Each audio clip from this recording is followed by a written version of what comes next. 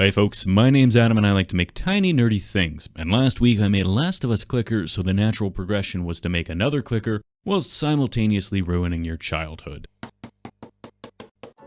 Of course, I don't want to go head first into the horror show, rather I like to ease into it so you're committed before you realize it's too late to leave. To that end, I'm gonna start by making the always popular Italian plumber. I'll start by smooshing a ball of Italian plumber skin tone clay onto an aluminium wrapped armature wire so that I can get his head finished first. If you're a regular viewer on this channel, you'll know that I like to make my heads first since that always helps me get a better idea of how big I need to make the body. Unless, of course, you've also seen my videos where I say I like to make the body first, in which case, well, you caught me. I don't actually have a plan for most of this stuff, but I like to talk and act like I do.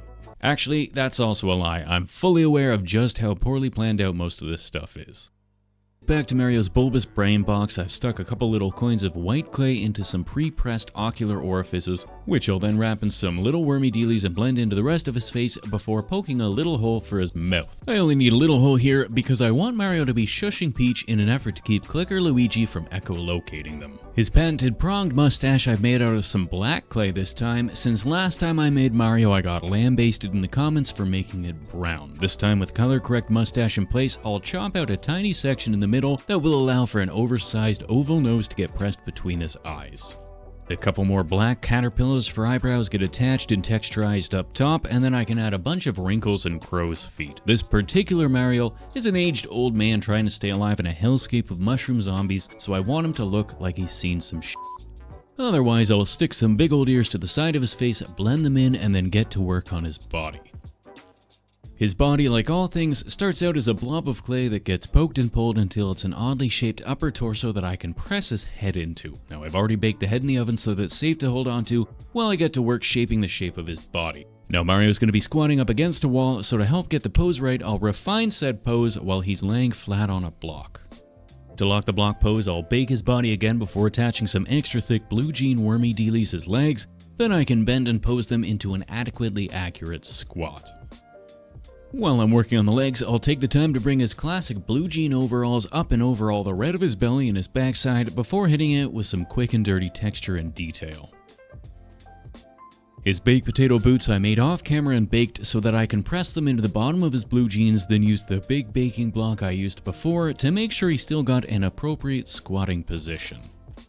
Once I'm content with his squat, I can get to work on his hands, which start as little blobs that get snipped into 4 sections that, with the help of some pulling and twisting, eventually look like little fingers. Of course, what's a hand without a thumb, so that gets stuck in place, blended into the palm, and then the whole contraption gets attached and posed to further give the impression that Mario is trying to keep Peach quiet. I'll add the little white knuckle spacers to his hands, then stick the other hand in place before returning to my block to help position so it fits neatly against my future blocky wall. Then it's into the oven to bake again so it's smoosh proof, and I can get to work adding the rest of the details, starting with the straps of his overalls, the little yellow golden clasp, his beautiful brown flowing locks, and his big red hat.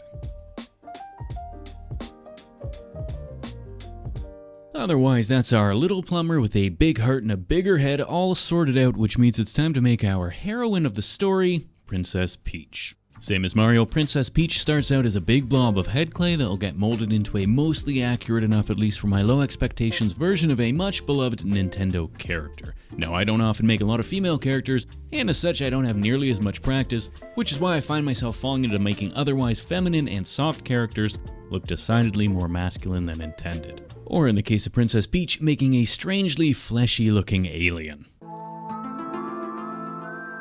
However, one thing I've learned in the years of making these silly videos is that it's easy to criticize my work before I'm finished, so rather than get caught up in immediate perfection, I'm just going to push on through in the hope that it all works out in the end. If all else fails, I can always pose Peach in such a way that you can't really see her face anyways. Perhaps the biggest turning point for this alien becoming a more sultry princess is the addition of these overlong black eyelashes, which look great now but almost immediately snapped off after they'd been baked. There's probably a lesson here about adding intricate and fragile details too early in the process, but learning from your mistakes is for nerds. Otherwise, my eyebrows are in place and I can make her legs. Peach towers over Mario when they're on equal ground, so if he's squatting, I'm gonna need to make Peach sitting down. Fortunately, because she's been known to wear excessively flowy pink dresses, all I need to do is make a pair of aluminium legs, attach them onto a base, and then drape a big pink cloth over top. Then it's just a case of folding and wrinkling the pink bubblegum clay until it looks good. Pro tip, don't Google Princess Peach squatting for reference because people are weirdos and suffice to say, there's some things you can't unsee.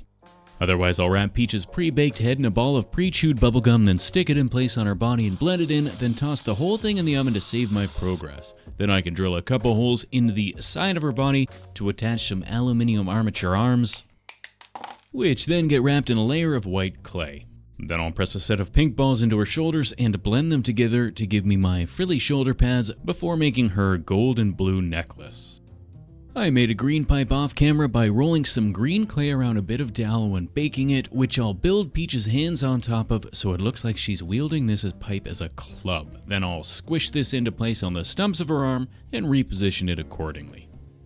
Finally, I can give her a pair of ears, add the extra bit of padding around her waist, then get to adding the copious layers of regal golden hair.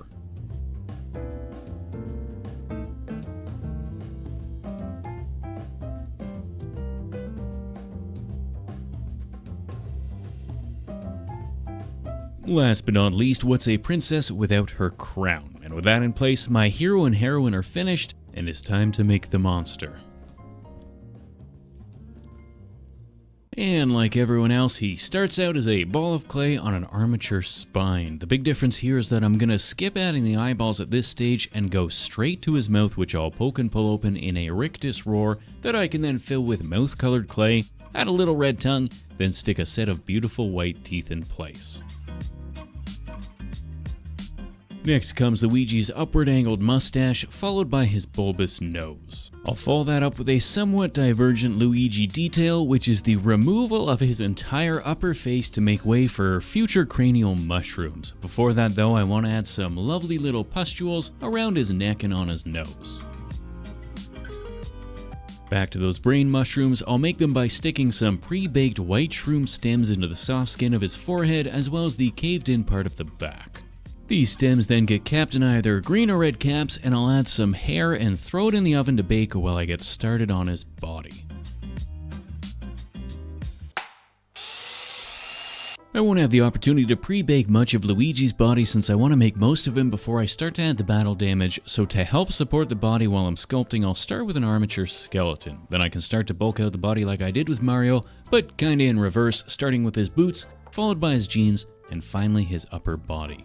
I also want his overalls to be torn and hanging in threads rather than in good condition like Mario's, so I'm going to try and keep the obvious separation between his top and bottom sections.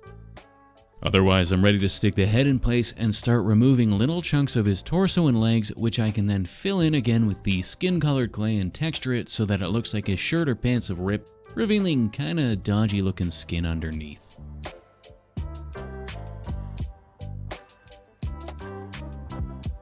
Once Luigi's looking adequately banged up, I can start to add the top layer of his clothing by bulking out his overly bulbous belly before adding some strips of thinner clay to act as his ripped and torn overalls.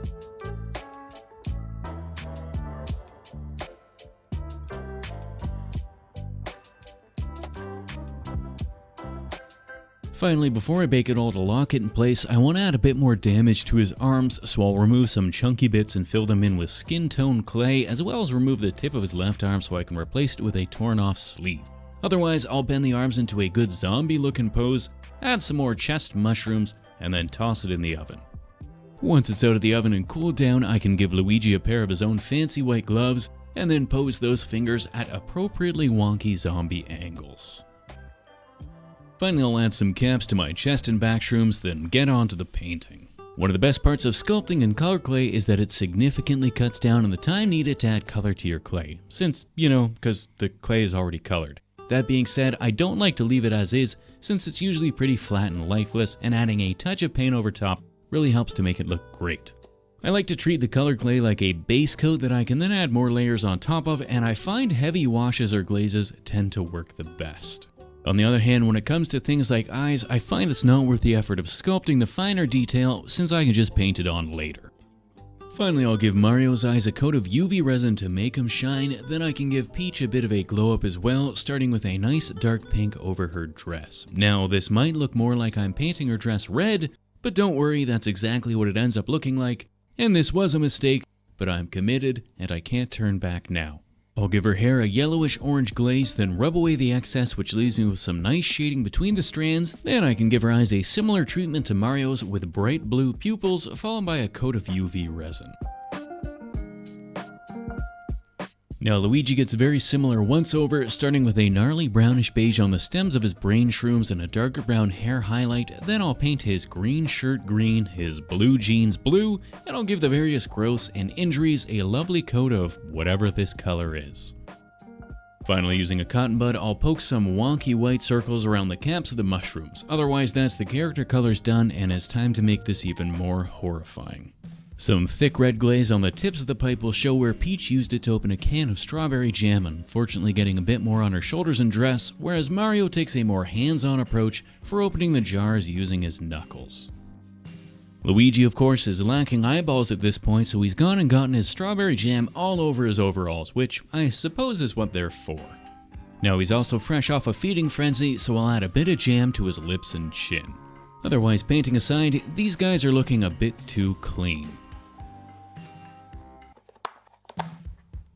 To help dirty them up and make them look like they've been living in a post-mushroom apocalypse, I'm gonna give them all a healthy dusting of dusty brown pigment powders. These are just brown pastels that I smashed up with a hammer into a fine nasal coating dust that gets brushed over the surface to really muck everything up. It is just a dust, however, so to keep it from falling off, I'll give it a quick spritz of fixing spray. Otherwise, we're finally finished with our trio, which means it's time to make them a base to stand on. Now I happen to have some leftover cubes from when I made a Minecraft diorama, which should work perfectly for what I want to do. First though, I need to cut my base to size. With the base the correct width for my 3 cubes, I'll mark out a 3x4 grid which I can then carve my rocks into. Sticking with the Mario theme, I figured the floor would work well as the Mario World floor, so I'll make 12 identical tiles. My tiles are a tad flat though, so to add some rocky texture, a rock.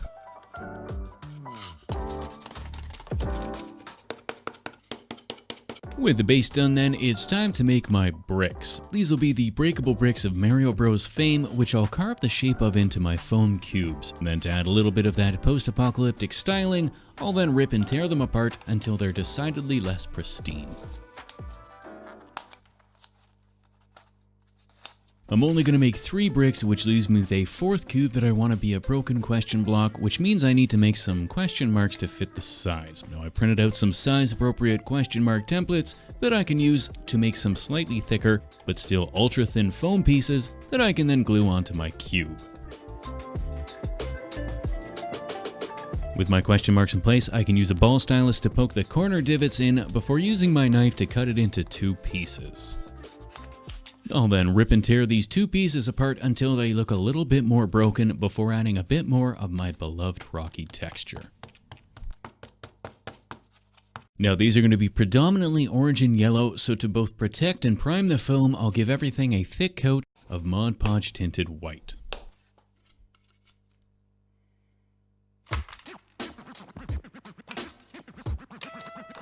Once that's had time to dry, I'll give everything an even coat of orange.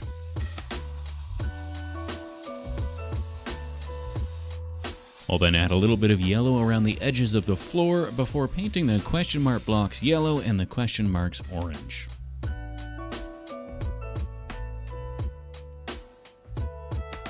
Finally, to dirty everything up and tie it into that end of days aesthetic, I'll give everything a very heavy coating of black wash before wiping away the excess.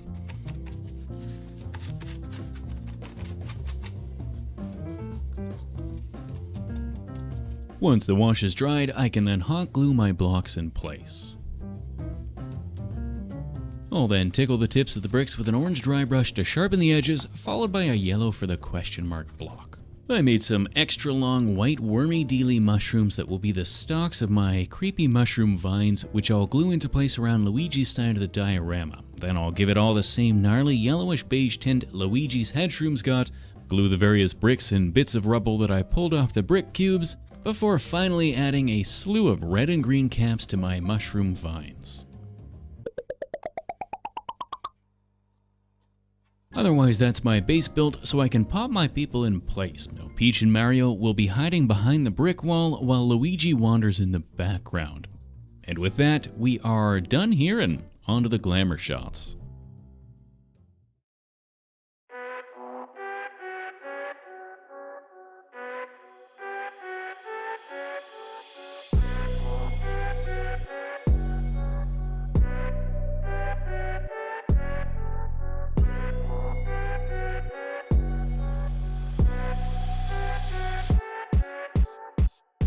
As always, I'd like to take a minute to thank my beautiful patrons of Patreon with a very special shout out to my newest patrons, Alex Beck, Red Pill, Liam, Jamie Cahill, Greg M, Christina West, Hawkward, Chris Magnum, Jonathan Novak, It's Gabriel, McRaden, Eden Goldsmith, Awkward Burb, Sana Santana, Toothpaste, Joe Verstegen, and Grim Squirrel. You are the crumbling but functional wall behind which this channel hides from the mushroom-addled monsters of YouTube.